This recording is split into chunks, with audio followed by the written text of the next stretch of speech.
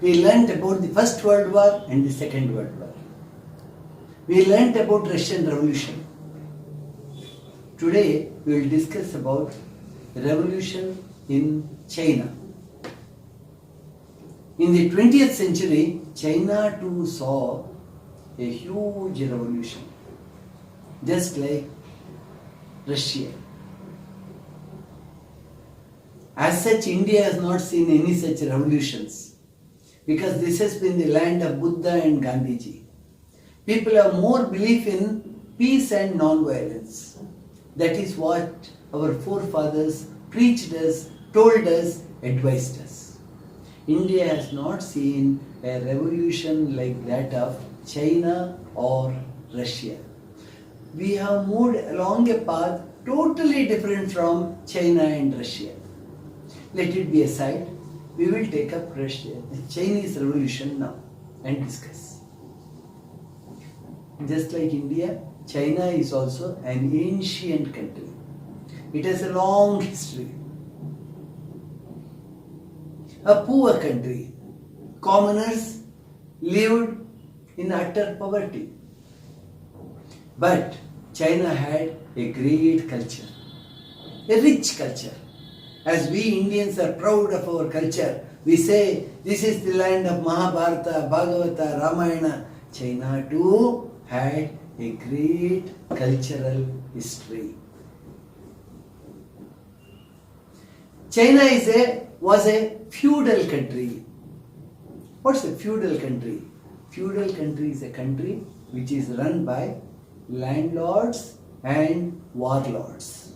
Landlords, people who are rich, have-nots, they possess huge chunks of land, they will be under their control, they will have a private army, and lots of farmers will be working under them, like laborers, like slaves, and these landlords will be governing everything. They will have a private jail too. See, that's the difference between a feudal lord and ordinary people. Feudal lords think the world has been created for them. They can imprison anyone, they can hang them, punish them, beat them up. They are like gods on earth. They have descended from heaven to rule over others. So landlords and warlords, who are warlords, they believe in wars. They keep on declaring war on neighbors, keep spreading their empire over new lands. They try to establish their control. They are warlords. They have more trust and belief in declaring wars and taking control of those people under them or those areas under them. So throughout Chinese ancient history we see fights, struggles, wars, rebellions, revolts. So that is the history of China. China was a semi-colonial country. India as such was absolutely taken over by the British. Except for Goa, Diu, Daman, which went into the hands of the Portuguese. Pondicherry, Karaikal, Mahe, those went into the hands of the French. The rest of the country as a whole, it went into the holds of the British. So we had one colonial regime. What the Portuguese and the French ruled, that's inconspicuous, very little land, very little area. The whole country came under the possession of one European colonial power. But coming to China, it did not happen that way. Whichever colonial power came from Europe, they possessed lands only along the coastal line. They did not go deep into China. They were all seafaring countries. They come in ships, get down, rule, take up trading, rule and keep contact with their mother country. But the interiors of China were untouched by the European powers. So you see a marked difference between the coastal area which was under colonial control and interior areas which did not come under the colonial powers. I told you China was a feudal country, feudal lords, warlords and landlords who are violent in nature, who extract work from the laborers, the poor, the have-nots. They are feudal lords. They will have a private military, their own judicial system, their prisons are there, and ultimately it's one man controls at the top. Now, coming to industries, India was an industrial country throughout. We did not have big industries, we had small industries. Our villages were full of small scale industries. Right from the Mauryan period or even before that. That's how India grew up in an evolutionary way. People, they got the work divided. Some were farmers, they were growing. Some became blacksmiths, goldsmiths, or making clothes, getting them stitched. Different varieties. It's a big study. Different varieties of jobs, different people took over, and it went on. People survived. And even the kings here, maybe the Cholas, Chalukyans, the Mughals later on, or the Mauryans. Take any empire for that example, they believed in a democratic setup ultimately. Villages were left to rule for themselves. Only they had to be paid a certain sum which goes to the king. Otherwise, the villagers were happy and they just maintained. It was not the case with China. China did not have these small scale industries at all. This is a big difference you see between India and China. There were no industries in China like those of India. So integration of China, unity of China became a huge problem in itself over years. Though we called it China, China was not under one single ruler. Different parts used to be under different rulers. There used to be wars, struggles, fights. Ultimately, bringing China under one central power was a big job. It's not at all easy.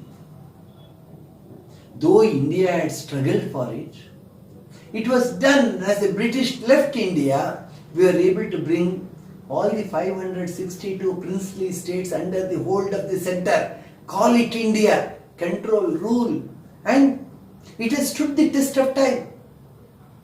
After we got independence in 1947, 53 years in the 20th century, now 20 years in the 21st century. So 53 plus 20, 73 years of proved self-rule. There has not been any revolution, no revolt, no violence. People have faith in the government. Once in 5 years elections get held. People, if they want, they may bring about the necessary change. We have somehow developed an absolute faith in the power of democracy. We are proud to tell that we are the largest democracy in the world. With 138 crore people running a democracy like India, it's a very proud moment for India today to tell the world. The British, as they left India, they laughed at us. They made fun of us. See what happens in another 5 or 10 years. India will not be able to rule itself. Today, Indian economy has surpassed the economy of Britain. Just a month ago, Indian economy in its quantum, it has surpassed the economy of Britain. The colonial power has failed before us in competing. We have gone ahead. We have proved that we can be a matured country. We have a lot of problems to face. Hurdles are there, we have to cover. But we are successful in taking over or meeting all the challenges one by one and reaching higher levels. We are progressing. India is progressing. So for China, unity and integration was a very big problem. If a colonial power had taken all over the entire China under its hold, the work would have been easy, I think, for China. The job they would have done. Here the British had done. Partly we were helped by the British in saying that, see, this is India. This is your territory. See, what would you do? We are giving independence to you. And people like Sardar Vallabhbhai Patel, Jawaharlal Nehru, they did a wonderful job in bringing these all together and making it one independent nation, integrated nation. Now, with this as the background, you see a great leader taking over China. He is Sun Yat-sen. Sun Yat-sen, a leader. He started a party called as Kuomintang Party. It was an anti-imperialistic party. He said, no more kings here. We don't want emperors to rule China. He had his own philosophy. He wanted China to become a democratic nation. People rule, people decide, people pave the way for a smooth running of the country. So, anti-imperialistic, democratic revolution is what the Kuomintang party led by Sun Yat-sen hoped to establish. But the path was not a smooth path. It was time when the communists took over Russia. Before the communists came, Russia was being ruled by imperialists, Tsar kings, Tsars. Terrible rule. They were always on the wrong. They never cared for the common man. Ultimately, the Tsar kings were pulled down and Lenin took over. We know it was the great communist revolution which took over Russia, and that communist revolution is trying to make inch by inch progress and take over China now. A highly populated country, take over China. But Kuomintang party led by Sun Yat-sen was against imperialism. In 1925, the democratic revolution he starts. Communist party too got started in 1925. On one side you have Sun Yat-sen. He is hoping for democracy, anti-imperialistic. On the other side, communists have made a move into China. So Communist party started. They started movements, communist movements, as in Russia, in rural areas and city areas. Started slowly spreading its tentacles everywhere. An octopus, it spreads its tentacles like that. It started taking its way different parts of China and making people believe in the philosophy of communism. What does communism say? Country belongs to farmers and laborers. Country belongs not to the rich, not to the landlords, not to the warlords. It belongs to the farmers and laborers. They should rule the country. That's what communism says. So, the new Communist Party which started now in 1925, it started supporting farmers and workers' movements everywhere. Workers started forming unions. Farmers started forming guilds, forming associations and fighting against injustice, fighting against exploitation by the rich.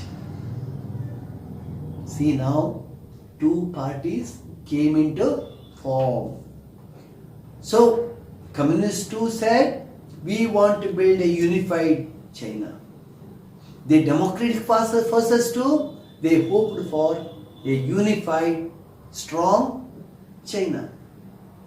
After Sun Yat-sen's death, Sun Yat-sen, everything, Kuomintang party was very much alive. As he was there, he was a strong force to lead. After his death, Kuomintang party came into the hands of the next forceful person, Chiang Kai-shek. Sun Yat-sen, from him the power came to Chiang Kai-shek. He became the head of the Kuomintang party. But there was difference between Chiang Kai-shek and Sun Yat-sen. Sun Yat-sen was democratic in his approach. Chiang Kai-shek was an oppressionist. I am right. Everyone should listen to me. My philosophy is very clear. It is transparent. And I do this way. Everyone should follow me. So Chiang Kai-shek was an oppressionist ruler. Oppression, what's oppression? You compel. You force everyone to believe in what you say. And you always believe that you are right. I am right, follow me. This is oppressionism. I don't want to listen to you. So Chiang Kai-shek, compared to Sun Yat-sen, was an oppressionist ruler. What did he do? He wanted immediate victory, success. He wanted to reach the helm of affairs. He joined hands with all imperialist forces. Actually, Sun Yat-sen opposed imperialist forces, but Chiang Kai-shek, to win over, he hugged the imperialist forces. 70,000 revolutionaries were killed. Revolutionaries, communist revolutionaries, they started killing them to see that communism is beaten. So attack on Communist Party offices, wherever Communist Party offices were there, their strongholds were there. The forces of Chiang Kai-shek started attacking. So violent ways, Sun Yat-sen never went by violent means, but Chiang Kai-shek has taken into its hands violent means of attaining the goal. For him the goal was very important. For Sun Yat-sen, the means were important. He was cool. Now, Communist Party was taken over by a very strong ruler. When oppression is there, when you press somebody down, there is every possibility that a new rank gets established and a new leader, powerful leader, makes his way up. He was Maos Death, a great communist leader. Maos Death. He started, he thought, oh, we are on back foot, we are losing. Chiang Kai-shek is winning in each and every fight. So we have to build up now. Mao Zedong, he was able to impress upon people to build a very strong force and put down Chiang Kai-shek's force. See, an internal struggle brewing up inside China. One democratic forces but with an oppressionist ruler. Another one communist army. The communist army, it became strong. It started a long march. Long march. What for? This long march of the communist forces was to go on from one village to the other, to the town, to the cities. 1 lakh soldiers got together. They started marching from one end of China to the other. Wherever Chiang Kai-shek's holds are there, go there. Bloodshed, massacre people who believe in Chiang Kai-shek. It was a terrible fight, revolt inside China. Both these forces are strong. So what happened was a great revolt. The revolt was headed by the long march of the communist forces led by Mao Zedong. Mao Zedong was very famous all over the world. Mao, Mao, Mao. Even today you say Mao terrorists, Mao communists.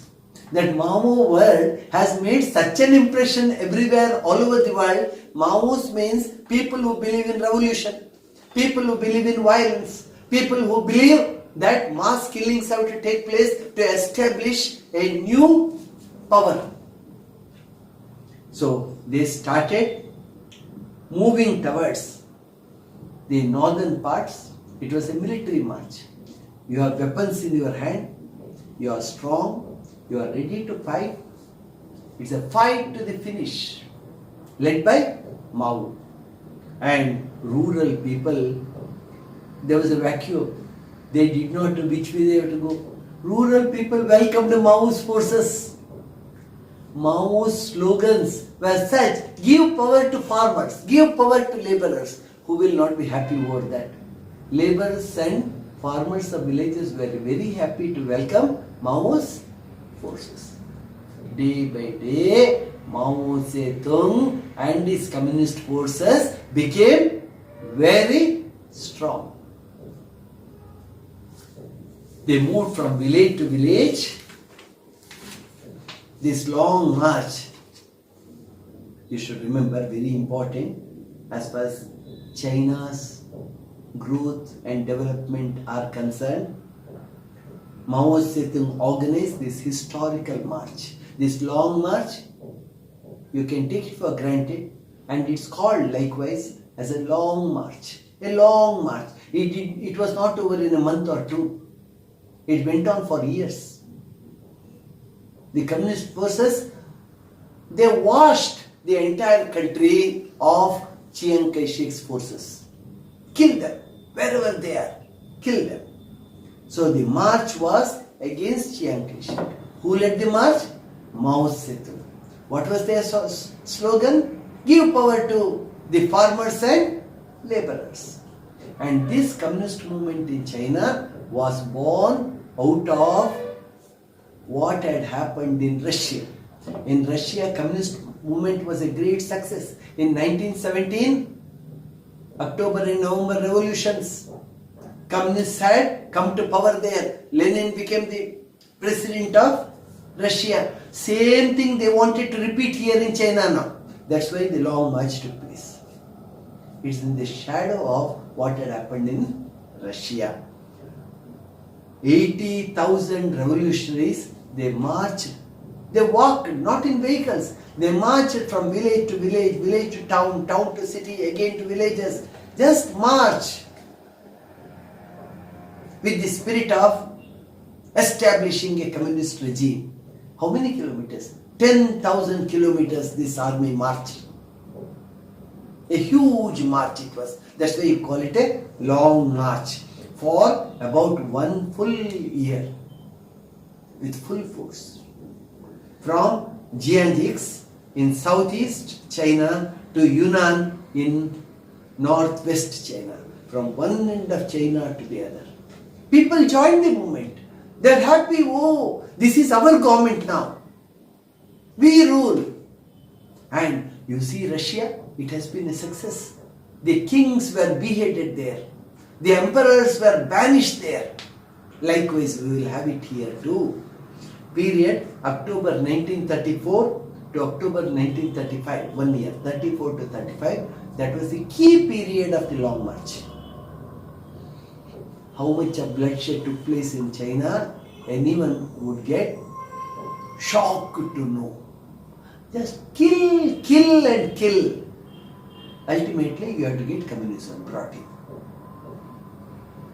So there was no pact, agreement, discussion, none of these. The massive trekking, it's a trekking. Adventurers go on trekking or trekking of the Sahyadris, trekking in Coorg. So trekking it was. Soldiers with weapons, they moved from place to place, and finally this 80,000 force got reduced to only 10,000. 70,000 people, soldiers, got perished. A number bigger than that in the opposite section. Wherever they go, they burn houses, kill people. And a unique march in history it was. Nowhere in world history you see a march of this kind which can be called as a long march. You don't have a comparison in history in the entire world. Long march. Long march is associated with communists. It's associated with Mao Zedong. Now, this is the story of long march, and ultimately communists were successful. Mao Zedong becomes the head of communist China. Now, Japanese attacked China during Second World War, that has to be remembered. As the long march, everything was going on. Communists were taking over. There's a big challenge for China. That challenge was from Japan. Japan attacked the coastal areas of China. Chinese Communist Party had to fight against the Japanese forces. It was not an easy one. Japan was a very strong force under the emperors there in the Second World War. They had taught a lesson to America too. Russia used to shudder listening to the Japanese forces. They were cruel forces, Japanese forces.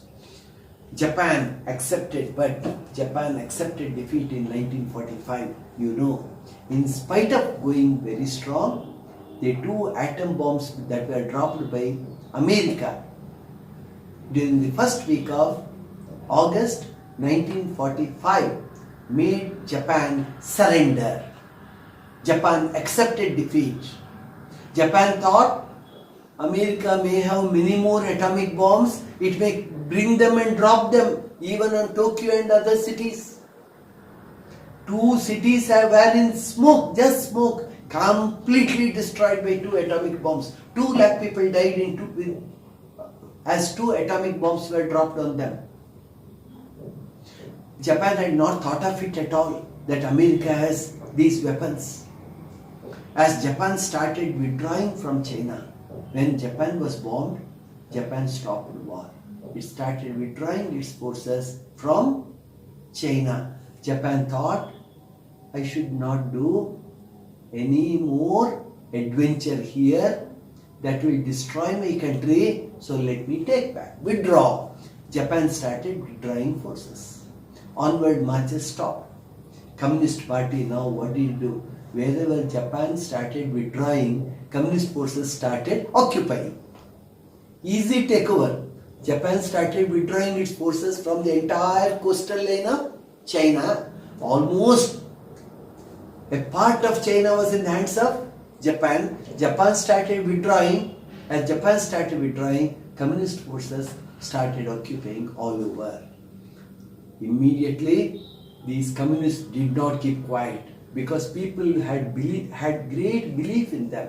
They always thought communism is a panacea, a solution for most of its problems. People believe.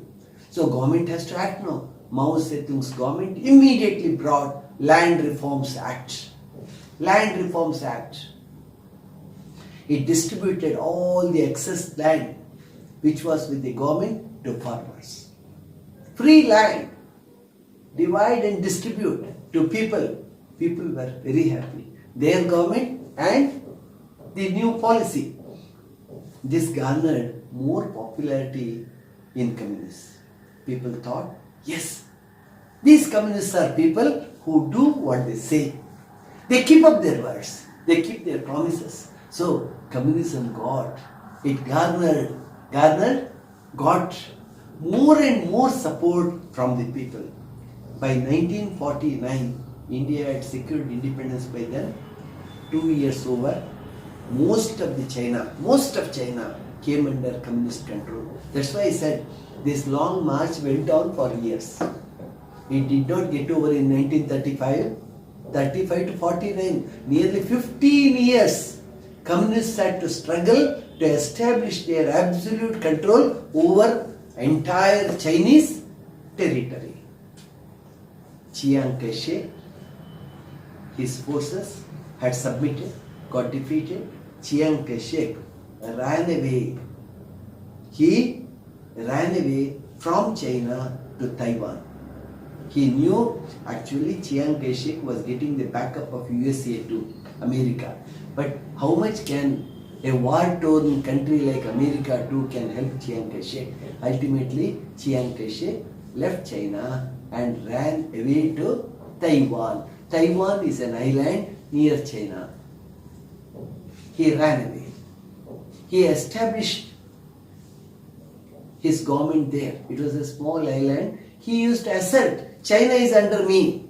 Today or tomorrow I'll go back and get it. So he established this government there in Taiwan. On October 1st, 1949, People's Liberation Army entered Peking. This is the last nail now. Beijing was free still. Beijing, Peking. Now we call it Beijing. The People Liberation Army. What is PLA? People Liberation Army is the Communist Army. New nomenclature, PLA. People's Liberation Army. People themselves marched into Beijing and made Beijing communist. Beijing became free. So last of the pillars too fell. People's Republic was established now. Chinese People's Republic of China. They call their country as People's Republic of China. People's Republic means it's a communist government. Communist government. It became anti-American now. Maos Death was anti-American. He was for Russia. China in a way, it's a blood brother of Russia. Easy to remember. China was a blood brother of Russia.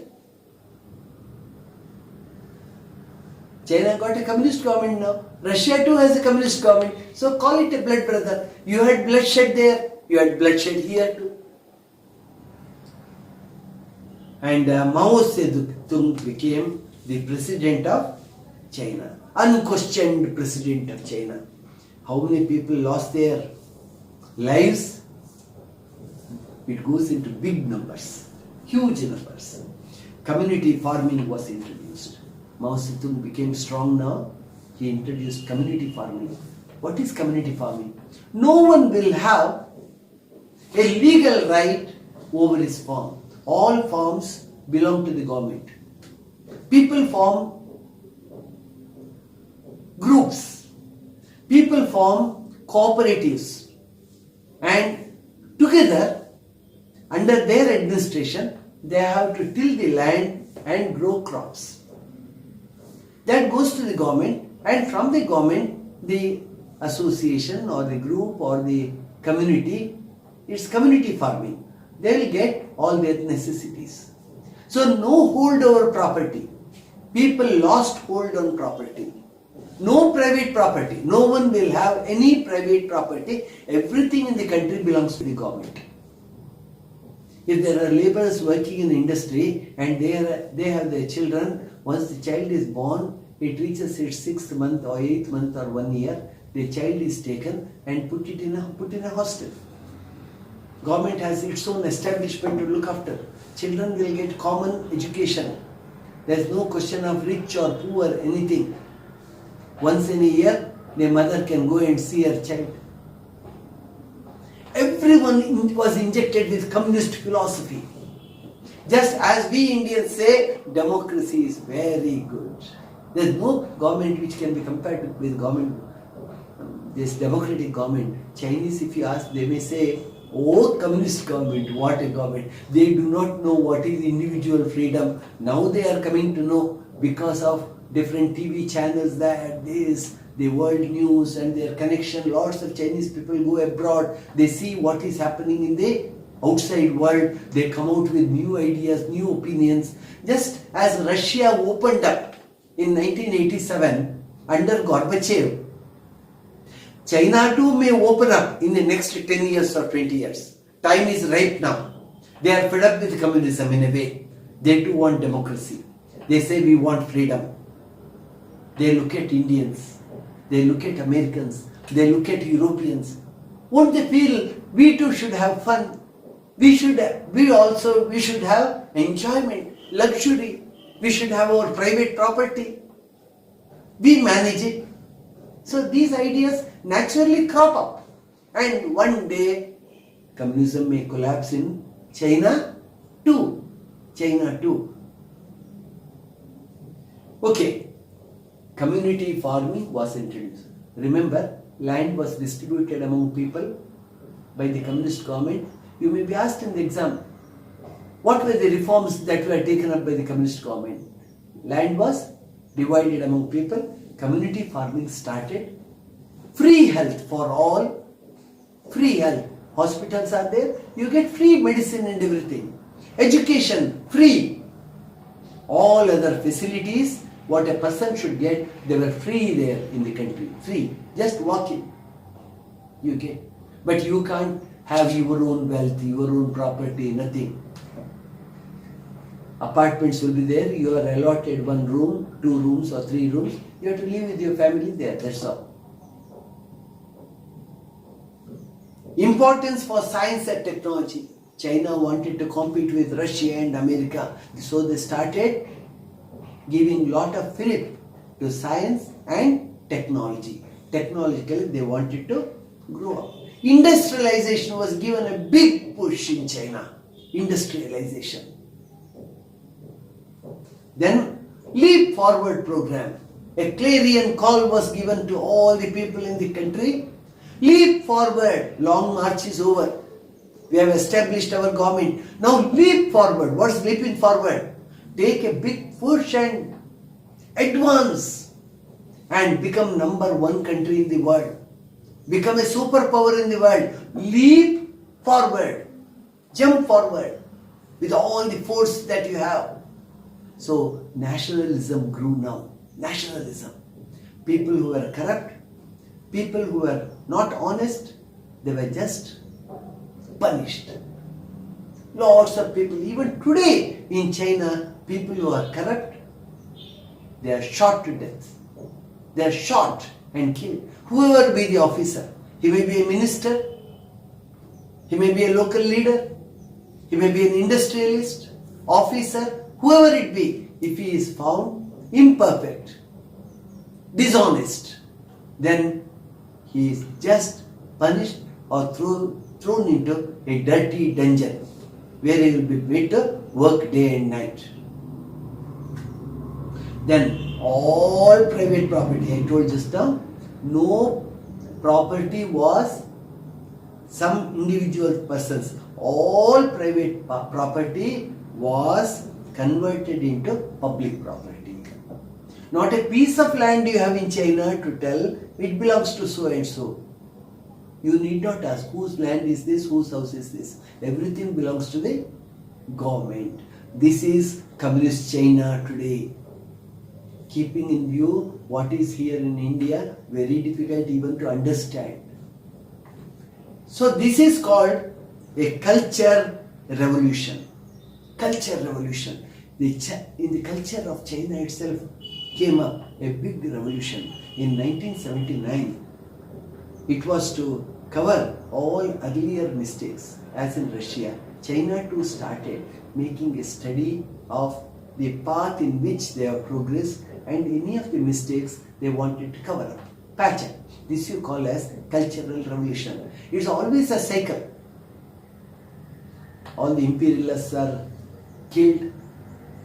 After the imperialists are killed, rule comes into the hands of the people, the farmers, laborers. No freedom then once again you get fed up. You think of a cultural revolution now. It's a cycle. See, man is never happy with what he has. He wants change. The present system, he feels, oh, it doesn't work. It may not work. See, look at those countries. Why should we not have that? Why should we not have this? So many reforms were brought in by Xiaoping, the next president. He is Deng Xiaoping.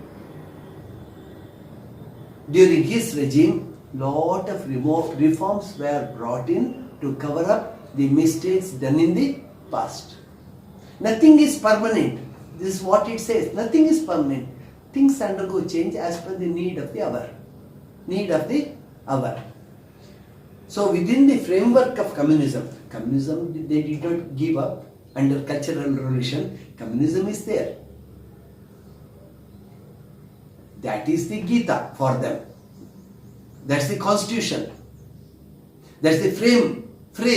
Within that frame they brought certain changes to make people a bit happy, little happy.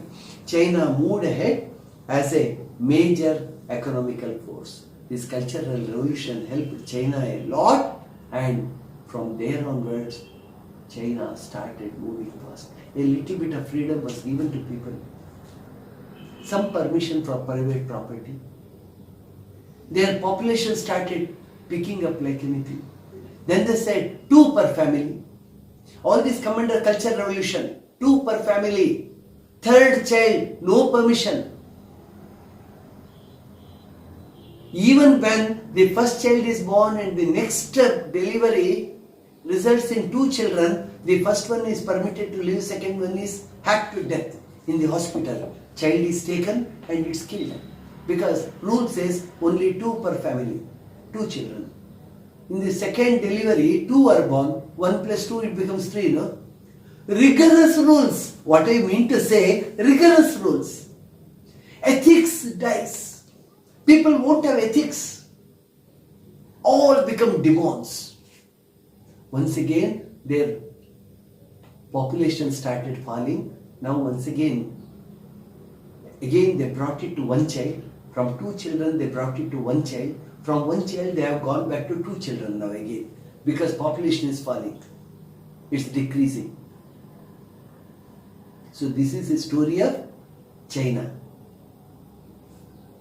And today China has turned to be a very powerful country in the world. They have a huge army. Technologically they are very powerful. And China is considered one more superpower in the world, as they don't have ethics. It's a very difficult time for the world to maintain with China, to adjust to their policies. Today China is an imperialist force. They have difference in ideologies, difference in border aspects, with about 25 countries surrounding China. Even with India they have differences. They want Nagaland to be submitted to them. They want a part of Kashmir to be given to them. They wanted to encroach Nepal and take it over. Bhutan, Sikkim, they wanted northern part of India to be somehow swallowed because they don't have ethics. India doesn't believe in it. India says, see that my borders are sealed. I don't want to give any of my property to you, territory to you. In the meanwhile, I too will not invade your country. This philosophy, this is what we call Panchashila, China had signed earlier. This philosophy China had signed, but they don't regard it. They are too selfish, devilish, and India has to pay a lot in days to come, maybe, to see that China is kept at bay. In the next video, we will try to know about the Cold War between America and Russia.